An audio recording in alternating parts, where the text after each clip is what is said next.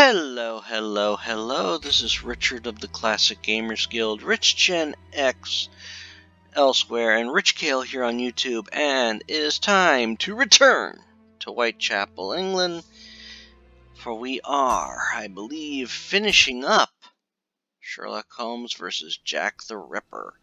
Now, our way out's been blocked. Blast! My exit has been sealed off. The barrel was replaced. I'll have to find another way. Alright. So, what we need to do is get that, this, and this.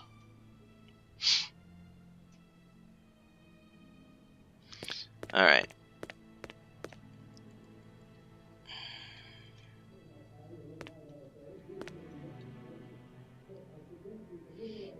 Okay. Oh.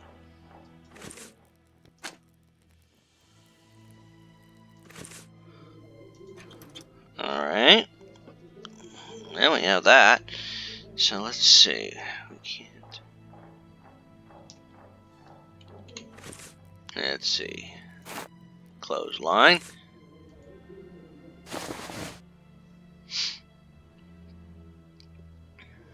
Okay. Alright.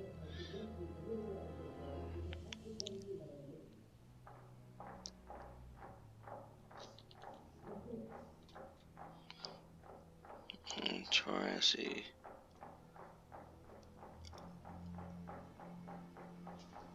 The hutch in the dark corner.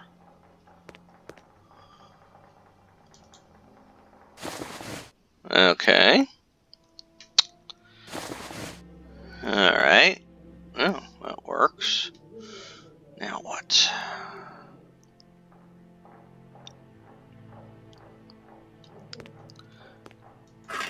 Okay. Let's see.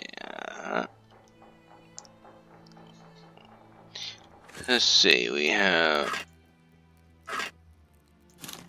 Okay. All right.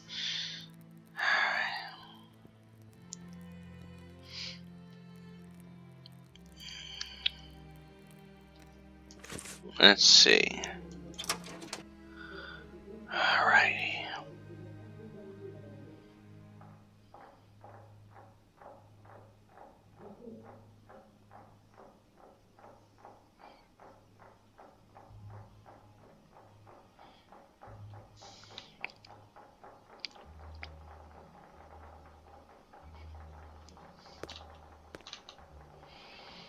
Candles. Did I miss something?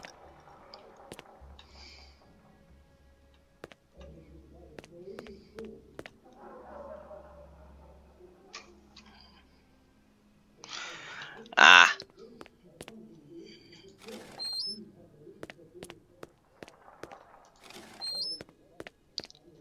This may come in handy.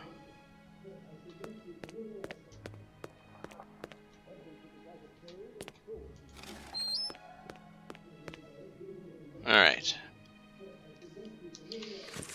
Let's see. Candlestick. Yeah, that'll come in handy if we put there. Okay, inventory.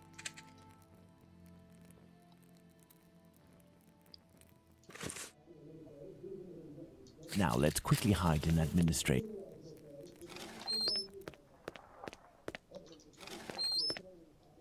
Alright.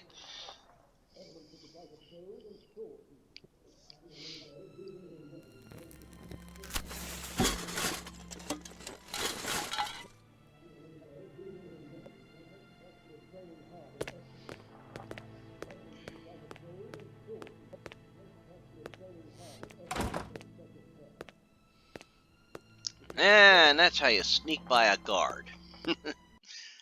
Let's visit Joseph Levy at 36 Middlesex Street.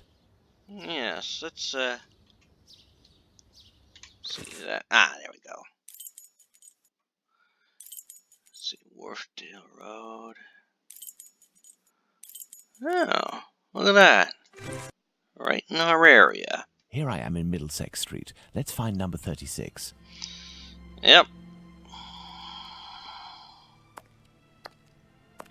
38. Oh, right here it is. Number 36. Alright. Hello, sir. What do you want? Hello, Ma'am. I would like to speak with Mr. Levy. Do you know if he's in? I am Mrs. Levy, his wife. He's not arrived yet. Do you know Oh. when he'll be in? Oh, no idea. You know, he works at the butcher's and helps at the slaughterhouse. It often happens that he doesn't come in until early morning and then leaves right away. Well, listen. As soon as your husband Joseph returns, tell him that My husband isn't called Joseph. you are the wife of Joseph Hyam Levy. No, of course not. I'm the wife of Jacob Levy. Mr. Hyam Levy used to live here with his parents, but he moved. Mommy, who's the man you are talking to? But this poor child has syphilis. He carries the mark on his face. Leave us, children. Don't be excited, brothers and sisters. Yes, mother. As I was saying, Mr. Hyam Levy doesn't live here. He works in the butcher's near Aldgate, but I don't know exactly where. But if you find him, it was surely next door. Butcher's always live near the work. Could you possibly give him a message on my behalf? It just... I don't see him, and not even though we know him, we aren't friendly to you see. It's all bothering you, Mommy. No, Simon, not at all. What hands are you have? It's strange that he has light hair. It's over his father. Strong, light hair. Wait, he sounds familiar to me. A man about 50 years old, very, very big, at least 6 feet tall, and left hand correct. You're always taking it in. My husband is only 32 years old. No taller than 5'3", and he's irritated. Obviously, there are very many leaves in the air. I leave you and I that you'll just excuse this disturbance. Perhaps we will have the pleasure of meeting again. Farewell, Mama. Goodbye, sir. Yeah, I think we're gonna meet again. Oh. Hello? Daddy! I must return to Baker Street. Let's go to Baker Street. Now we have more information. Well, Watson, not looking so good. Whose fault is that, Holmes? If you hadn't shown me your masterpiece in play. Some actions have much larger repercussions than would be assumed at first glance. Indeed. Listen, Watson, in a few minutes I will leave Baker Street in order to meet Jack the Ripper and put an end to his crimes. Beforehand, I want to go over all our discoveries to assure myself that everything is clear. Jack the Ripper? You know the identity of Jack the Ripper? Without a shadow of a doubt, Watson, and I assure you that we are in possession of all the elements required to determine who Jack the Ripper is. Would you like to do this work with me? Alrighty. Time for Well, the we are still deductions. missing certain information in order to finish this investigation, Watson. Alright. We have all this information together here. So let's start going over it here. Everything makes sense. Okay, so B. Nichols' murder took place on the premises. A. Chapman took place on the premises. A. Chapman murder is unfeeling and organized. Murder is unfeeling and organized. P. Nichols' killer is a strong man. Stride killer is a strong man.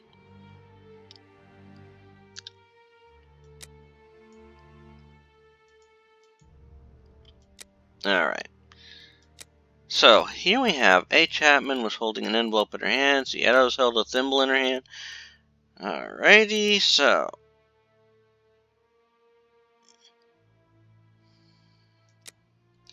They diverted their attention. And these items all fall together here. So, let's see. Chapman was partially strangled, then had her throat slit. Eddowes' murder is feeling unorganized. Which means proceed in the same way. Alright, now here we have this. Let's see. Killer. The same man who killed P. Nichols and A. Chapman. Okay. Now this can go right in here. And this could go right in here. So what does this lead us to? Let's see.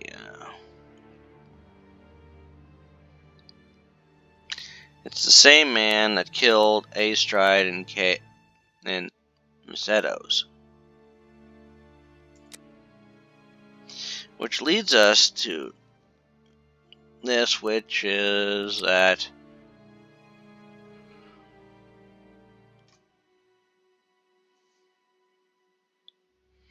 great physical force, and that definitely killed all these ladies. Oh my goodness. Alright, let's move to this next one. This goes here, and this goes here. And they all lead to the simple fact that the Whitechapel Killer is a butcher. Is or was a butcher. See? Killer wanted to decapitate her, had knowledge of anatomy, knife blade used in the murder was thin, knew anatomy, abdomen like an animal. Alright. Now, we have all this information here. We gotta figure out where it goes. There is no organ trafficking in London. Well, obviously, that goes right here.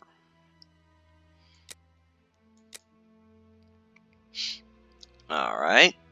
Many of M.J. Kelly's organs were detached. Let's see, where are we going to put that? Okay, these are all here, so let's see.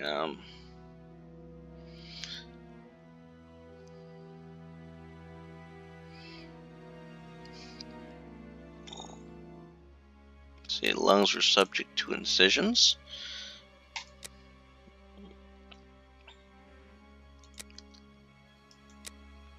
Okay. Which the killer wanted to verify the health of his victims. Put that here. Heart was removed the same way as the other murders. Uterus was removed and taken. Kidney and uterus were removed. Which means he removed them when he could. Alright. So let's see. 4. Well, this goes right here. Murrah stole A. Chapman's rings. Rings were worthless. Murrah's right-handed or left-handed. Right-handed or left-handed. Was a right-handed killer. L. Stride's killer's right-handed. Murderer left-handed. Murderer was right-handed. Which basically says that Jack the Ripper is right-handed. See, murderer searched A. Chapman. Murderer searched C. Eddowes.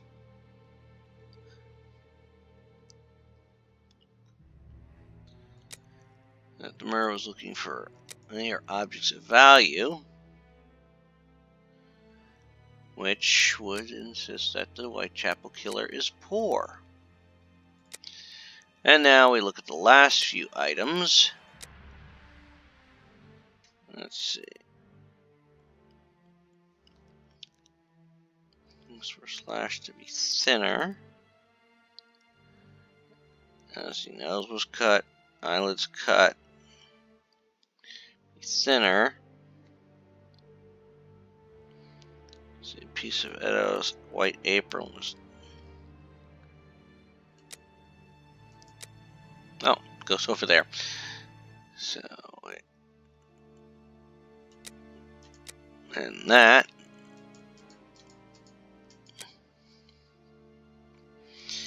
So,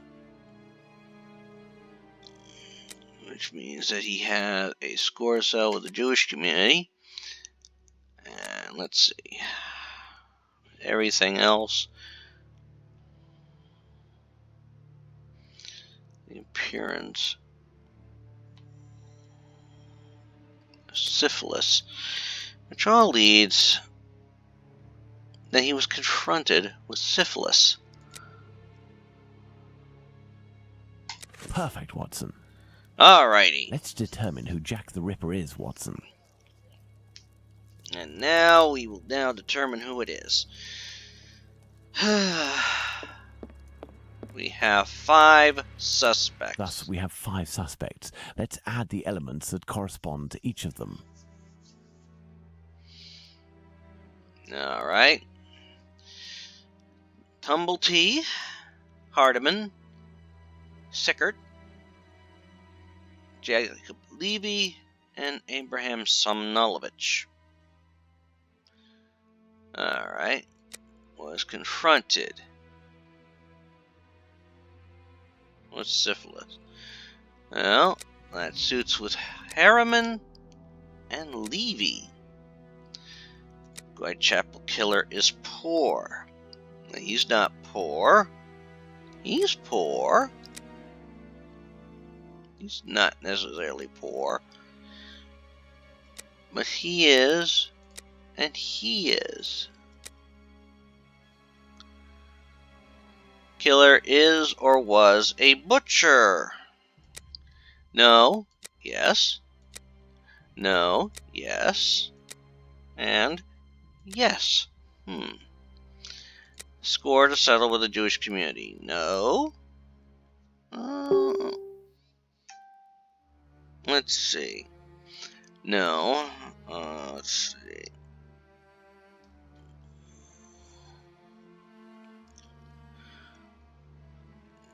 He does, and Abraham maybe, I guess. Let's see. Great physical force, great physical strength. Well, Tumblety has that, but not Harriman, not Sickert, Levy, but not Abraham. Has workman's clothes.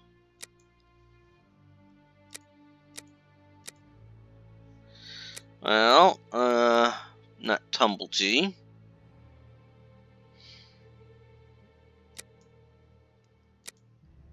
Not him.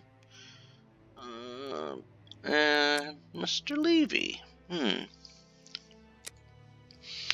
So let's see.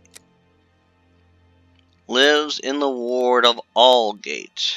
Well, oh, that's silly. Lives in the ward of Aldgate? No. No. He does, and do you? No, you don't. So, Aldgate.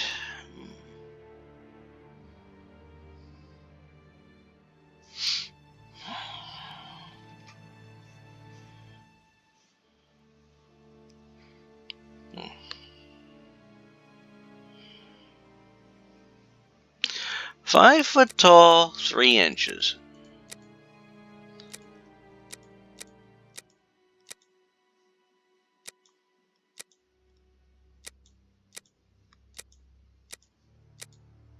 He's 5 foot tall, 3 inches. He's not. Alright. And last, has a light color hair and mustachio. No. No. No.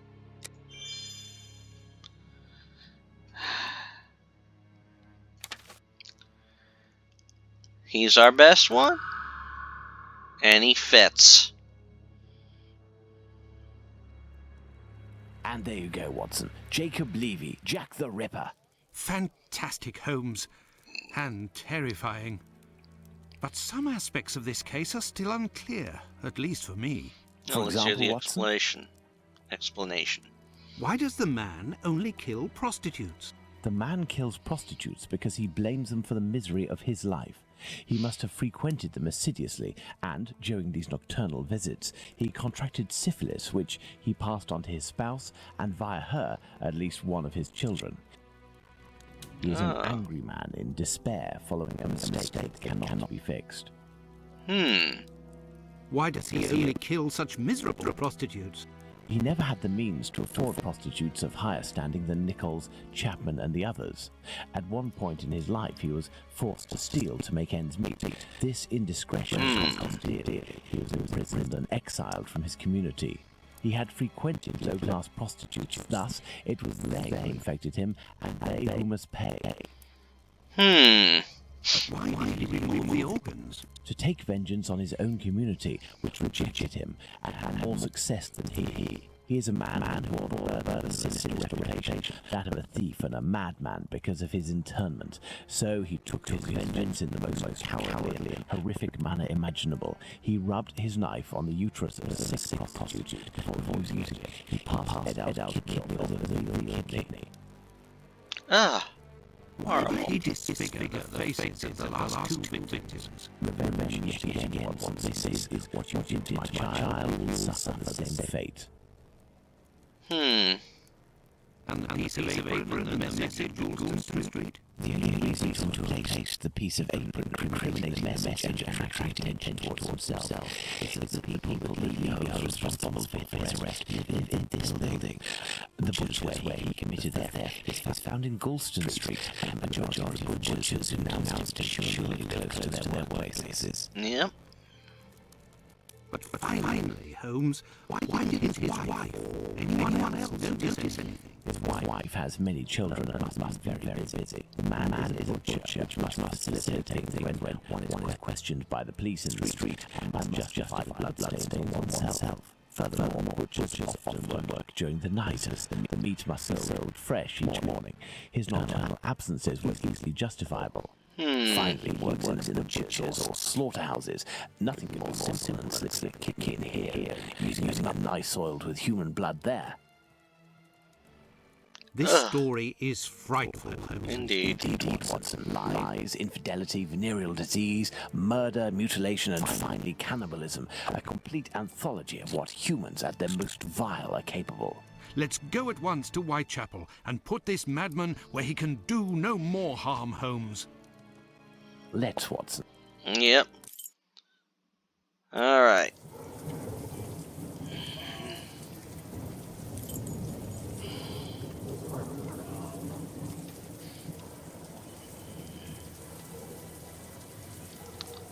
And, well, what do you know? There's a group of men at 36. I do believe we are not alone. I hope these men won't prevent us from passing. Me? No. But you, yes, Watson. Your journey ends here tonight. Pardon? You're sometimes a little hot-headed. Moreover, Mr. Solomonovich has a few things to tell you. I won't be long. Indeed. You can come in, Mr. Holmes. He's waiting for you inside. Everything was organized according to your instructions. I don't know how to thank you. Later. Dr. Watson is awaiting an explanation from you. Indeed.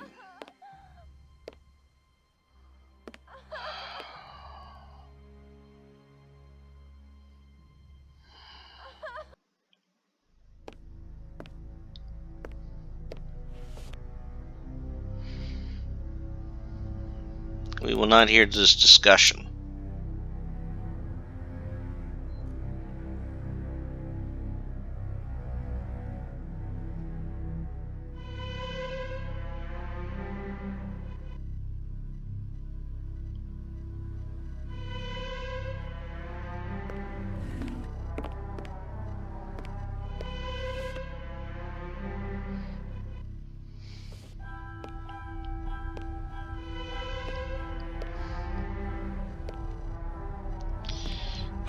He reenacts the crimes.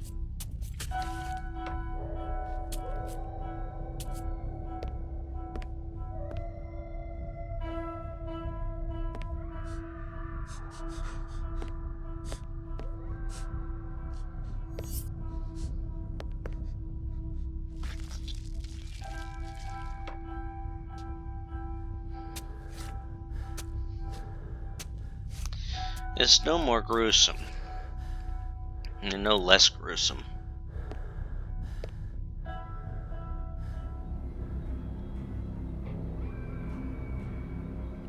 Now, of course, this does not match what they have, quote, figured out of who Jack the Ripper actually is.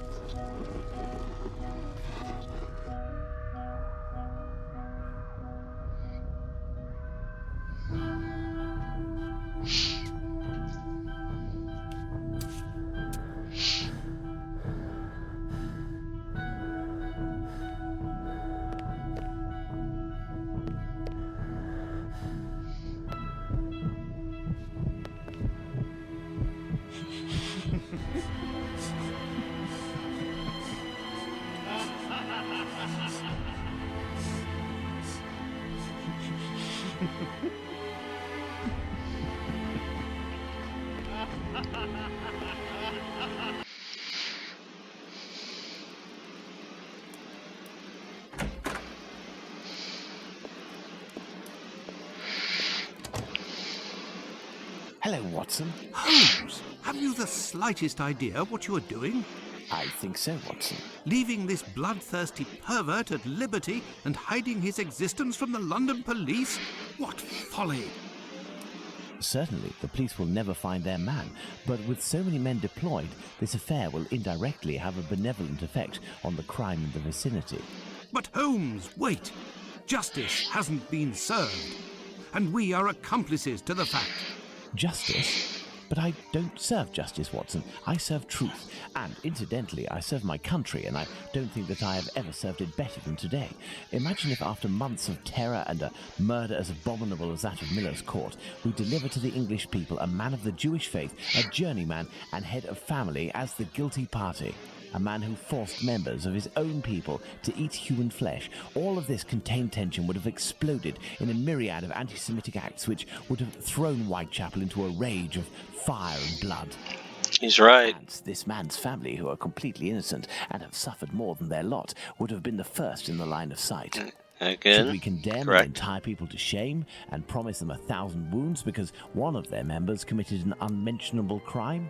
Neither I nor you have the right to do so. Jacob Levy, Jack the Ripper, is now in the hands of his own people.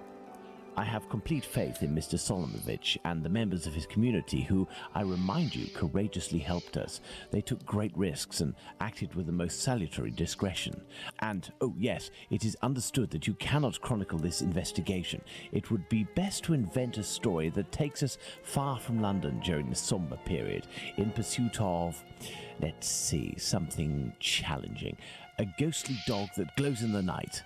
Don't be ridiculous, Holmes. But what will happen now? The police will endure a serious setback and a real loss of credibility. And this man? Well, a few months after the murders have ceased, the police commission, finding themselves at an impasse, will come up with a story to tell, and everyone will vow that they know the secret identity of the killer without having the right to reveal it. Mm-hmm. As for Jacob Levy, Jack the Ripper, he will be imprisoned by his own people. He will pace like a lion in its cage until the end of his days, haunted by his crimes and his insatiable vengeance, until finally the disease which drove him to kill those poor women will finish its work and make him its final victim. The murder of Mary Jane Kelly was Jack the Ripper's last crime. On July 29, 1891, Jacob Levy died of a general paralysis caused by syphilis. In the same year, 1891, the police filed away the case for good. General public, the mystery remained unsolved. Shadow roams forever in Whitechapel's alleys. And that is the end of Sherlock Holmes versus Jack the Ripper. To be honest, with the new information that has come out, I can't say that their conclusion is correct. But of course, with the information not known, obviously this fits the bill.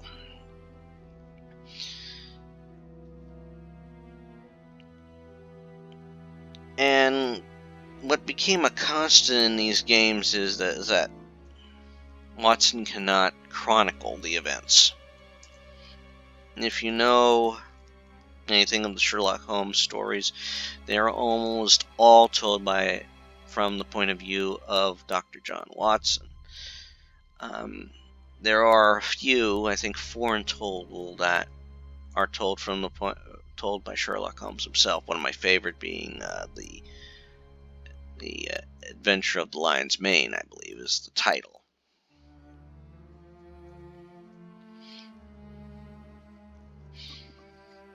Now, with this story over, now this was the 5th game released.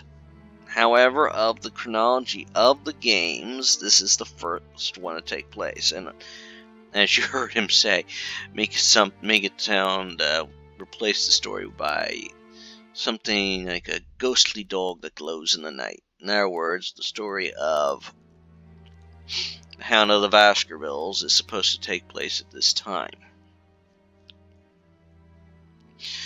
Now, I believe the next story in the lineup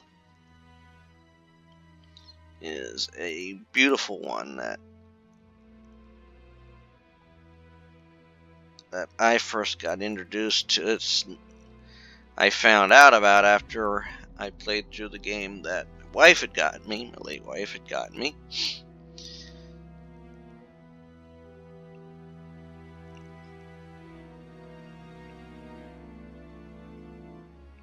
I'm just trying to remember which one it is.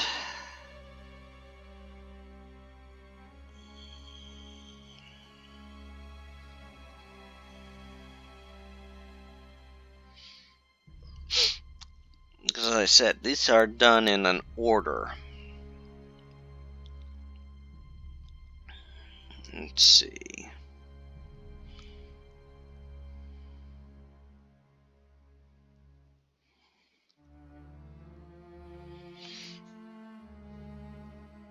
Next will be Sherlock Holmes The Awakened, which is the 3rd game released, and chronologically setting, it is 2nd. And it is the story which I found one of the most interesting and really wanted to play, and I'm glad I got the chance to play it many years ago. Not really many years ago, a few years ago. But important notice here, real quick, the characters and events in this game are based on one of the many theories of who Jack the Ripper really was. This game is based on theory rather than fact. The views expressed in this game are not those of its developer, publisher, manufacturer, any licensee or licensor, or any person involved with the game. No representation of warranty is given concerning the accuracy of any information in this game. All references to persons living or dead and their acts and related events is theoretical and or coincidental and should not be taken as fact. Plain and simple. Anyhow, next time we will be venturing into Sherlock Holmes The Awakened, which is a juicy little tale. Now, I will say this. If you look carefully in any of the games, you will see references to other games in the series. In this one, the wine bottle that we saw in the very beginning was actually from Arsène Lupin, who is in the game that was released before this one. As always, this is Rich Kale here on YouTube, Rich Gen X of the Classic Gamers Guild. Wait, that sound wrong. Rich Kale here on YouTube, Richard of the Classic Gamers Guild, Rich Gen X elsewhere. You take care, have fun, and next time we return to the Sherlock Holmes series, it will be Sherlock Holmes The Awakened. And I can't tell you how much fun that one's gonna be. But that's for next time. Bye-bye!